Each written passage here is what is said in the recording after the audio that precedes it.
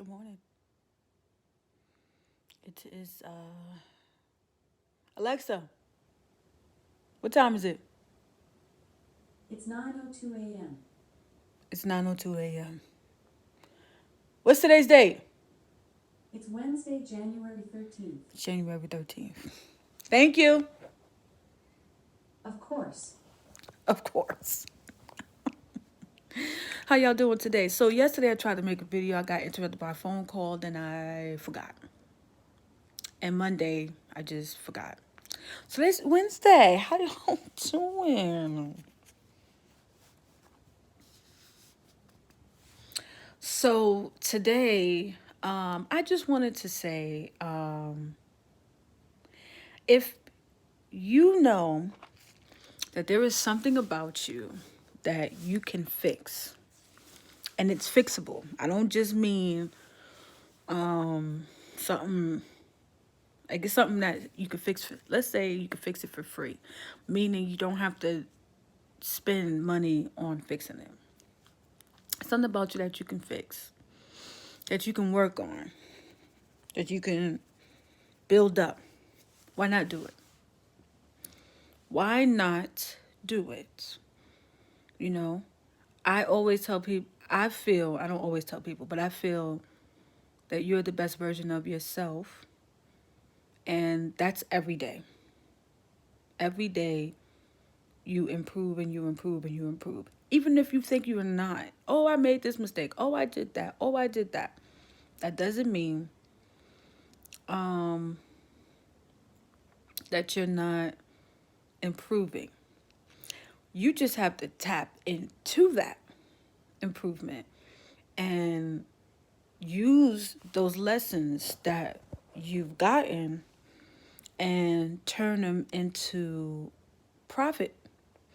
Now, when I say profit, I don't mean profit as in monetary profit. I mean profit where your riches could be here on earth, your family, your friends, your business. It could be, money, your relationships, you, just you. You know, you think more clearly, or you you're more you have more clarity on life. You're thinking better. You're making better decisions. You see life differently. Not from, oh, everything is positive. Oh, we found the good in everything. But you find a lesson that can be learned so that for the next time you have any type of situation that's similar, you can kind of think in better terms. Like when they give you a vaccine and they give you not the actual disease in the vaccine, but they give you like certain markers or makeup of the actual disease. And then your body sees it and recognizes it. And then when the actual virus or disease comes through, not disease, virus comes through, or illness, whatever, your body's like, oh no, we're not going to do this. So you may not get as sick, or you may not get sick at all. So in life, when you have a way to make things better for yourself, whether it be the way you speak to people, the way you act professionally, um, the way you are, I don't know why that's there, sorry. I see something in a place it shouldn't be. Or if you're like, let me see, if you're in a situation where you have to make a on the fly decision, um, you'll have kind of more or less a better mind for it. Not saying that you're going to be the best, everything's going to be great, everything's going to be wonderful, but you'll have a better mind for it and you won't be as unprepared for the situation. So, my advice to all of you is to think of ways, if you see where you can make an improvement, to work on ways to improve. Don't just, oh, whatever. People just gonna have to accept me the way I am. Because let me tell you this, right? So let's just say today you don't care what nobody feel about you. You don't care what nobody say. Oh my God, I was born alone. I'll die alone. You say all of that, but you need business. You start a business. What do you need to fund your business? People. You need people. People's money, people's faces, people's testimonials, people, everything. So, as much as you say, I don't care about what people feel about me because, or you want a relationship, right? You got that, I don't care what nobody say about me. I don't care, I don't care, I don't care. And then you keep attracting these I don't care about nothing people, male or female, if you're a male or female. And you attract these people that are just like, they may be a little horrible. And so you're like, why do I keep attracting this type of person? It may be that attitude of, I don't care. It's not that you want people, what people feel about you, to govern your life, but carry yourself in a way where nobody has really much to say about you. Represent yourself well. You don't have to be like extra and then doing all this extra crazy stuff and then wondering and then go, I don't care what people say. If you really don't care, you really don't have to say it. People will pick it up. There are people out here who don't care about nothing nobody say. And they have a lot of friends and they have a lot of people that they surround them that are positive. But people know that if they say this or this or that, the person just really not going to care about what they say, but they still love to be around them because of who they are, because they're true to themselves, or whatever it is. Some people wonder why that person that be like, yeah, okay, is popular, whereas the person that's trying to be nice and overly cares about what people say and goes above and beyond for everyone, is sometimes the least popular person. Whether in school or in life, it's because people are attracted to the mystery of one person. The person that reveals everything gets you're doing too much. Although, sometimes you can do a lot and people will appreciate it. But that's when you have to use your power of discernment, your wisdom, your God-given wisdom. You have to use that to know who to go all out for and who not to go all out for. So when it comes to not caring about what people have to say, don't care about what people have to say when you're making certain decisions that you know will benefit you and the people that you're taking care of. And if somebody feels, oh, I don't think you should do that because that's just too much, but it's working for you, but they're still naysaying everything they're nitpicking everything you do. You start a business, let's say you start one business, and then you get another business, and then you get another business. You're doing good at every business you open. Every business that has your name on it is doing well. But the next person will go, you have too many businesses. You're not even working as much as they think you are.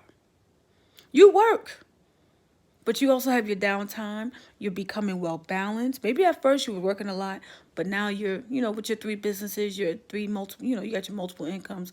You're working well. You're doing well. You're taking care of your family. You're fine.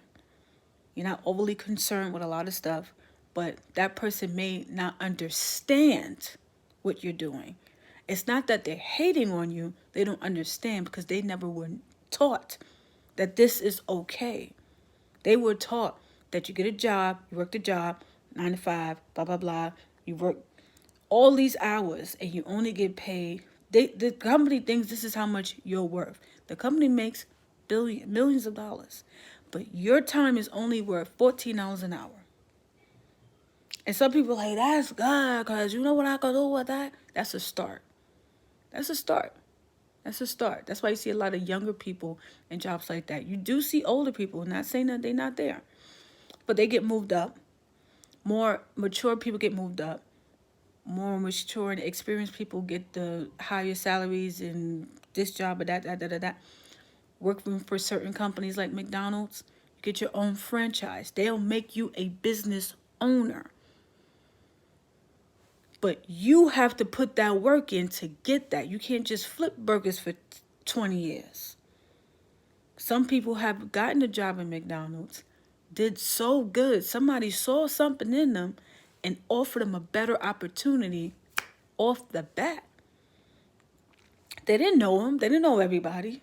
But somebody saw potential in them. So they gave them a position where they could reach their full potential. Not $7 an hour. I'm working this hard for $7, but I got to make your company look spectacular. But I only get paid under $10. I think that is disrespectful. I'm sorry, I'm going a little off topic. But you're worth so much more. But remember, every company needs employees.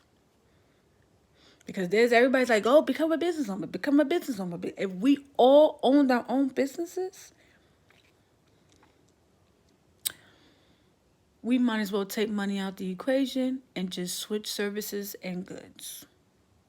What we need money for? We all know how to do something. Hey, you know how to schedule appointments and blah, blah, blah, blah, blah. Hey, you know how to do that. But if we could do that, we would. But the problem is that you need money to pay rent for the basic necessities. The things that we absolutely cannot live without. A home, water, clean air, a bed, just the regular things that we need. People are making so much money off of everyone. If you had it within your power, to end my video off, if you had it within your power, and I'm talking to anybody out there who could do this, and you bought some property, and you had maybe a duplex, you had maybe in a whole apartment building, I beg you, please only charge enough to pay the mortgage on that property or the property taxes. And whatever else you want to charge, but not too much. Don't make it a $1,500 apartment, right? And everybody's paying all of this money for these places. You don't change the pipes every 10 years. You don't even look at the pipes every 10 years. You don't change the boiler until it breaks. And then you go get a refurbished boiler because you don't want to spend the money on a brand new one for a building that houses, let's say 50 or 60 units. You have all these apartments. Your lights got to be on. And you make it so that they have to pay for their own light bill, but you want to charge me as if my lights are included in my rent. The building is filthy. The building should never be dirty. If all this money is being paid for me to live here, I don't think my floor should be dirty. I should not walk in and be having to step over things. I don't care what neighborhood it's in. Because people go, oh, but this is about the neighborhood. I don't care what neighborhood it's in. If you buy a building, if you buy a duplex, if you buy an apartment building, whatever it is, a house, spick and span. Daily maintenance means you ain't got to spend so much money on repairs. If we could help each one and teach each one, then we won't have as many issues as we have.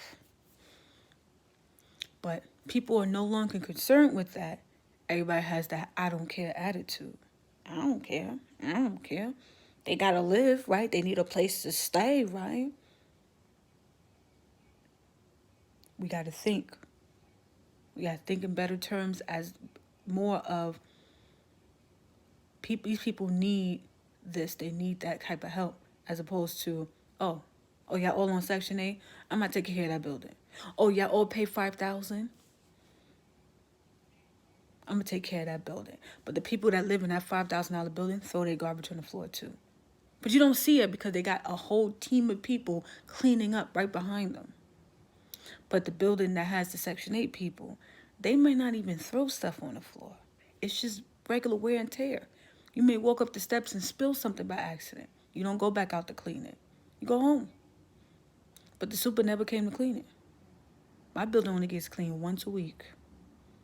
Do you know how disappointing that is? Due to COVID, the elevator breaks down. We were supposed to get a lot of changes done to the elevator. It didn't happen because COVID came and shut everything down. So they can't even come to fix the elevator. But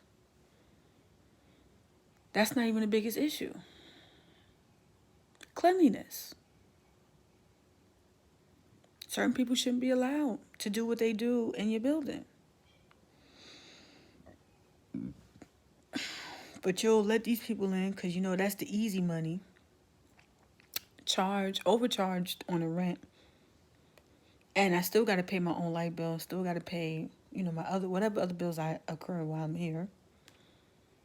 And then tell me, we're going to kick you out because you missed a couple of months of rent.